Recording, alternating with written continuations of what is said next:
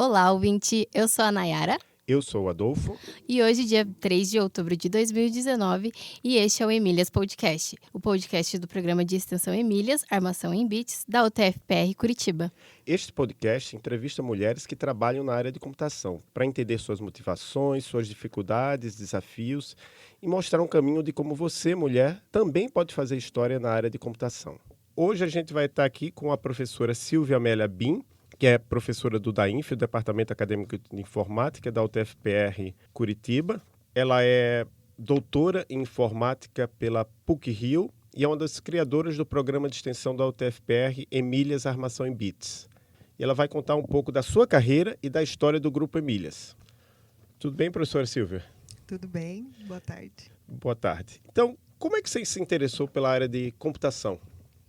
Bem, a minha motivação, podemos dizer que não é muito nobre. Eu tinha boas habilidades em matemática no ensino médio e, naquele momento, sabia que eu não queria ser professora, então optei por computação, que era um curso que poderia, onde eu poderia exercer as minhas habilidades matemáticas e me levar para o mercado de trabalho, para empresas. Então, foi essa motivação que me fez ir para a computação. Eu não queria ser professora, mas... Você fez graduação em Ciência da Computação? Isso, fiz graduação em Ciência da Computação, em Maringá, de 95 a 98. Então, eu conto isso também para contextualizar um pouquinho, porque isso vai ter influência na minha carreira. E aí depois o mestrado? E aí, o que acontece? No segundo ano de faculdade, eu já descobri que sim, eu queria ser professora. Foi quando eu descobri a área de informática na educação, né, dentro da computação, e me identifiquei com essa área e foi a minha motivação para continuar na computação. Então, terminando a graduação, imediatamente eu fiz o mestrado na Unicamp, no Instituto de Computação, nessa área de informática na educação. Desde quando você é professora? Eu comecei a dar aula no ensino superior em 2001, logo depois do mestrado. Na verdade, comecei no início de 2001 e defendi no meio de 2001 o mestrado. Então, foi nesse momento que eu comecei a dar aula no ensino superior. O que é que você faz no seu dia a dia como professora? Bem, como professora, a gente tem o primeiro compromisso, que é a questão do ensino, né? Então, ao longo dos anos, eu tenho trabalhado com a disciplina da área de interação humano-computador, que é a área que eu mais me identifico, que eu gosto de pesquisar e de trabalhar. Nos últimos anos, também tenho trabalhado com as disciplinas básicas de programação para outros cursos, né, como engenharia elétrica, arquitetura. E trabalhar com essa disciplina para outros cursos me demanda um estudo de um novo modo de trabalhar, porque, embora seja programação, dependendo da área de aplicação, eu acho interessante trabalhar com outras linguagens de programação, outros tipos de projeto. Então, o estudo é uma constante no meu dia a dia. Eu estou sempre estudando, buscando materiais, seja sobre o conteúdo ou seja sobre metodologias de ensino, que é uma preocupação que sempre foi uma preocupação na minha vida profissional, mas atualmente cada vez mais por conta dos índices de evasão que a gente tem, e eu acho que um ponto está relacionado com a metodologia de ensino. Além disso, eu participo de bancas de avaliação de mestrado, de doutorado, de TCC. Então, é um momento também que a gente se recicla, que a gente consegue aprender sobre outros assuntos, conhecer outros grupos de pesquisa, né? E o projeto de extensão, o Emílias é um dos projetos de extensão que eu atuo, também me mantém motivada para estar no ensino superior. Então, Silvia, eu queria saber assim, quais as dificuldades que você enfrentou durante sua carreira? Bem, dificuldades, vamos lá. Depois que passa, parece que tudo foi bem, né? Que não tem muita dificuldade. Mas, como eu falei, já no primeiro ano de graduação, eu entrei na graduação porque eu tinha uma habilidade matemática. E aí a minha primeira dificuldade foi descobrir que as minhas habilidades matemáticas de ensino médio não eram suficientes para o ensino superior, para a graduação. Então foi um ano bastante difícil, porque eu me questionava o que eu estava fazendo ali em ciência da computação. Foi o momento que eu vivi as minhas primeiras notas abaixo da média. Na minha vida inteira eu nunca tinha tido uma nota abaixo da média. E para mim era muito difícil, né? Então, alguém que já tinha sido laureada na escola, de repente enfrentava notas baixas. Então, me questionei muito. Mas o fato de estar numa instituição pública, né, a Universidade Estadual de Maringá, de estar estudando em casa, de ver que a área tinha outras possibilidades, me fez ter forças para estudar e superar aquilo, né? Eu passei em cálculo, né, que é a disciplina que nos coloca em xeque-mate, assim. Passei em física e sem levar nenhuma dependência em todo o meu curso, né? Então, eu acho que é uma história interessante de se contar, porque, embora eu tenha enfrentado dificuldades, há possibilidades de você superar essas dificuldades e levar o curso adiante sem reprovação, sem nada. Então, em 4 anos, eu completei meu curso de ciência da computação. Então, acho que esse é um ponto, né? Esse choque que a gente enfrenta de ensino médio para ensino superior, que são outras expectativas. Depois, ao longo do contato com o curso, né, algumas áreas você não se identifica.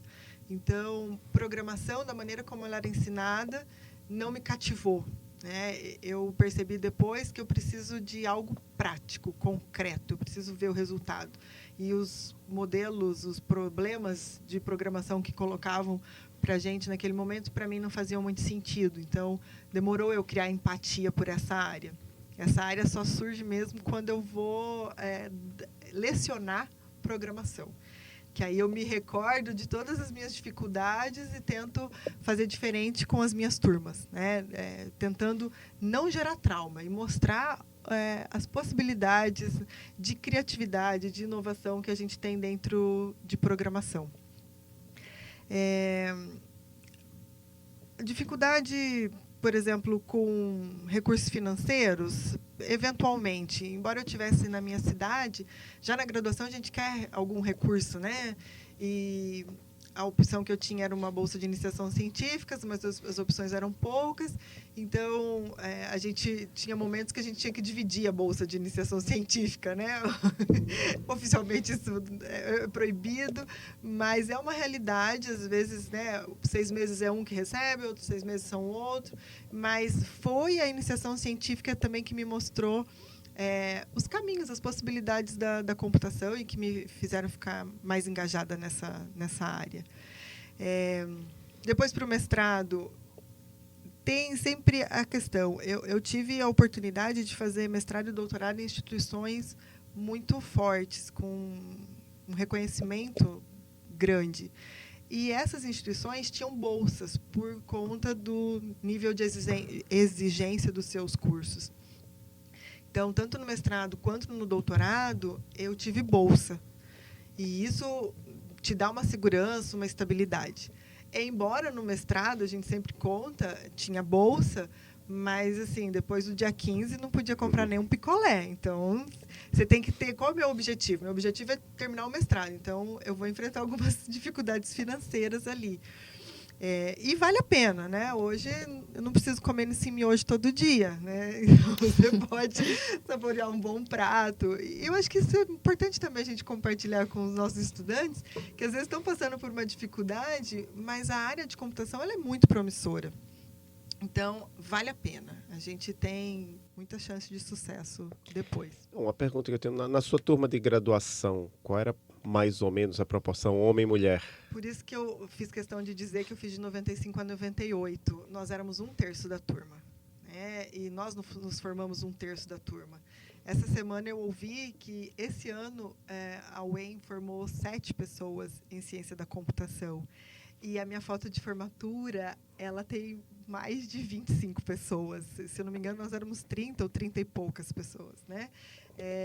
Então, mudou, realmente. De 95 para cá, né, 98, que a gente se formou, mudou. Então, são 20 anos, né? Nós éramos 1/3. Você falou um pouco do doutorado, você fez o doutorado na PUC-Rio. Isso, fiz doutorado na PUC-Rio. Eu já era docente, eu era professora na Universidade Estadual do Centro-Oeste, em Guarapuava. Então, eu tive licença para cursar o doutorado. E acho que são pontos interessantes também da gente colocar, porque são benefícios que a gente conquista ao longo da carreira. Então, eu tive o afastamento. E o fato de ser professora de uma universidade pública, a PUC do Rio já me concedia isenção da mensalidade. E, por ser um programa forte, eles tinham bolsa. E, por eu estar a mais de 500 quilômetros da minha cidade de origem, eu também tinha a possibilidade de ganhar bolsa. Então, essa estabilidade financeira faz com que você tenha mais estabilidade para estudar também, né? Tipo, você não tem tantas preocupações e consegue focar no seu objetivo, que é o estudo. Joia. Então, obviamente, você fez várias coisas ao longo da sua carreira, mas a que a gente está mais interessado hoje aqui é o Emílias. Então, conta um pouco para a gente da história do Emílias, como é que foi que surgiu, qual foi a motivação, com o que ele está relacionado. Ok. Eu cheguei na UTFPR Curitiba em novembro, dezembro de 2012, vindo, então, de Guarapuava, mas vindo também de uma atuação na Sociedade Brasileira de Computação dentro do programa Meninas Digitais. Então, eu estava no primeiro evento do Meninas Digitais, em 2011, que foi em Natal. Já fazia algumas ações em Guarapuava. E, quando cheguei aqui, no DAINF, senti que havia espaço para a gente trabalhar essa questão de mulheres na computação. Meu primeiro contato foi com a professora Marília Amaral e o professor Merkley, que já trabalhavam com esse tema. E apresentei para eles, o Meninas Digitais, essa possibilidade da gente criar alguma ação aqui, na UTFPR. E me lembro como se fosse hoje, a gente estava na sala da professora Marília, e eu compartilhei com ela e com o professor Merkley que existia um projeto na Argentina chamado Alice no País da Informática. Eu disse, a gente precisa pensar num nome bem nacional para o nosso projeto. E foi nesse brainstorming, então, que a Marília sugeriu Emílias, né? E o professor Merkley complementou com Armação em Bits. E, no dia 8 de março de 2013, a gente realizou o primeiro evento, que foi uma mesa redonda com mulheres atuantes na computação, tanto no mercado quanto na academia. E foi um sucesso, assim. Acho que foi o nosso evento inicial, mas que foi muito interessante, uma repercussão interessante e acolhedora da instituição. Joia. Acho que a Nayara tem uma pergunta. Para quem não sabe, a Silvia ela é autora de 2 livros, que é A Vida de Ada Lovelace e Ada Lovelace, a Condessa Curiosa. E assim, Silvia, você pode contar pra gente um pouquinho assim, sobre os seus livros? Ok. Bem, os livros também são uma aventura, né? Embora a gente seja professora, escreva artigos científicos, escrever um livro infantil é uma aventura, né? Porque eu não tenho formação para isso. Mas a motivação vem do projeto de extensão, vem das ações do Meninas Digitais também, né? Das nossas ações no Emílias. A gente percebe que precisa falar sobre computação cada vez mais cedo. E um ponto que a gente identifica é que a representatividade das mulheres na computação vem diminuindo porque muitas pessoas não conhecem quem são as figuras importantes da computação. Então, é importante compartilhar, né, essas histórias. E como a gente percebe também que precisa contar sobre isso cada vez mais cedo, a ideia do livro infantil foi a de falar com um público mais jovem. E a Ada Lovelace é uma das nossas referências por ser considerada a primeira pessoa a escrever um programa de computador no mundo. E eu fui me encantando pela história da Ada Lovelace.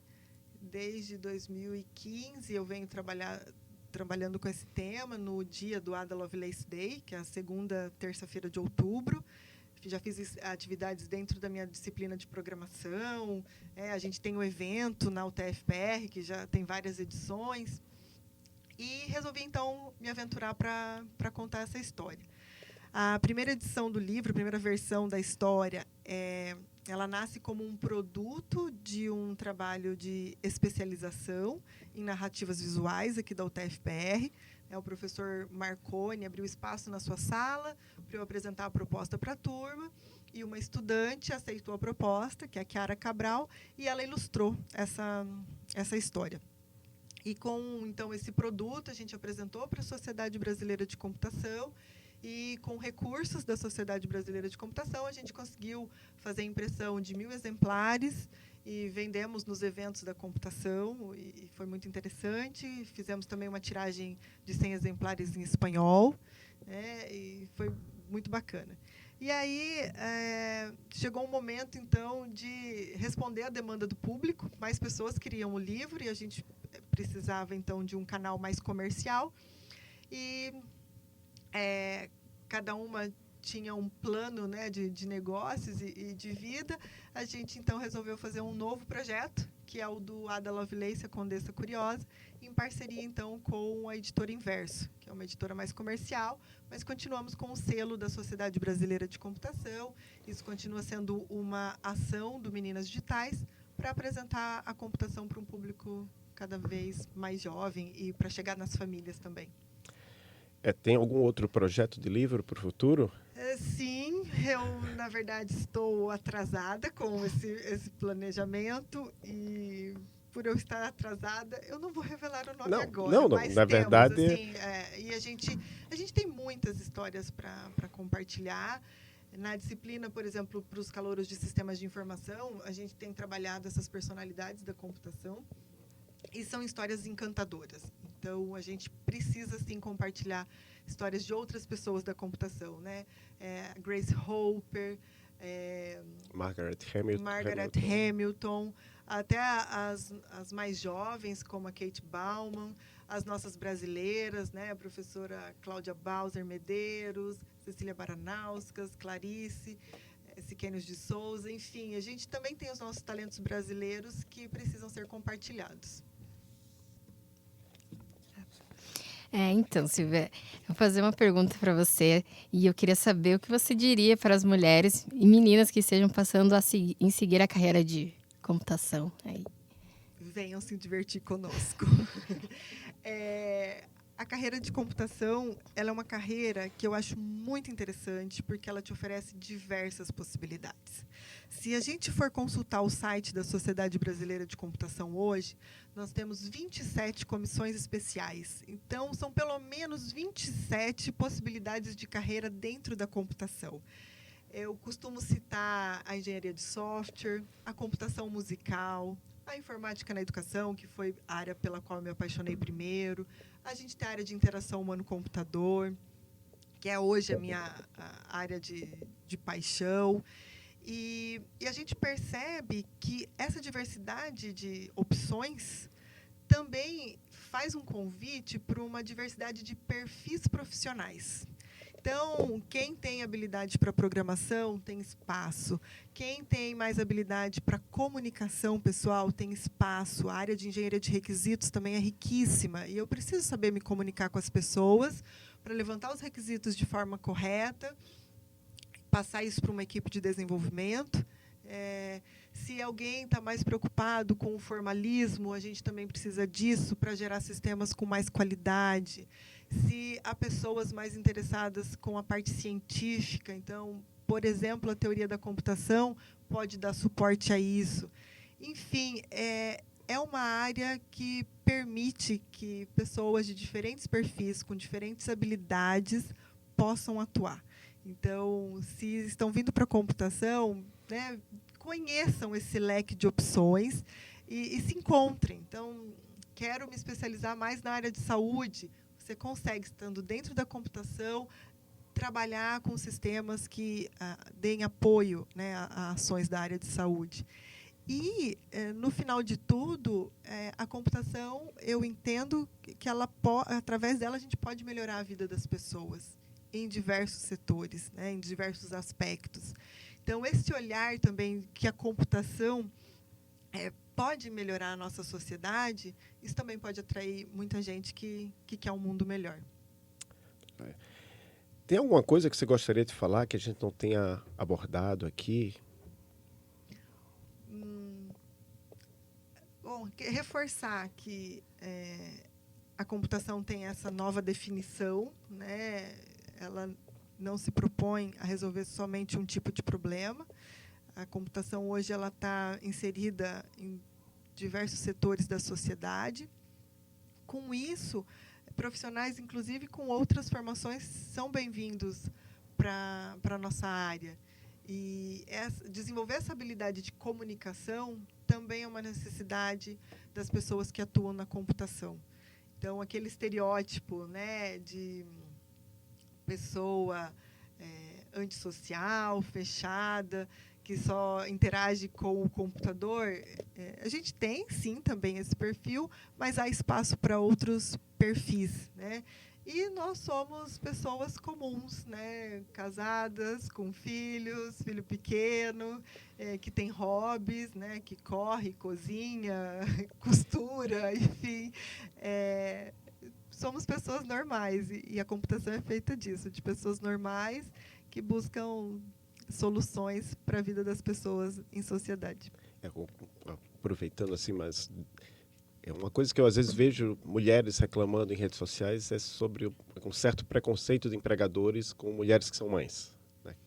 Já acha que se ela é mãe, ela não vai ter condição de fazer o que a gente espera dela.